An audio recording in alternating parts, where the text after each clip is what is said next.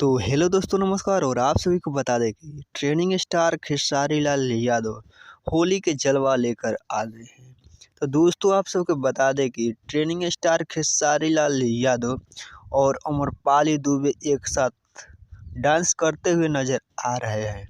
तो दोस्तों, आप सभी को बता दें कि ट्रेनिंग स्टार खेसारी लाल यादव के पुराना सॉन्ग आया था एगो भातार अइहे होली के बाद। इस गाने पर ट्रेनिंग स्टार खेसारी लाल यादव और अमरपाली दुबे काफ़ी बवाल का डांस किए हैं। दोस्तों, आप वीडियो में देख सकते हैं। तो दोस्तों, आप सभी को बता दें कि ट्रेनिंग स्टार खेसारी लाल यादव भोजपुरी जगत में डांस में नंबर 1 पर आते हैं। दोस्तों, ऐसे तो सभी कलाकारी ट्रेनिंग स्टार खेसारी लाल यादव में भरी हुई है।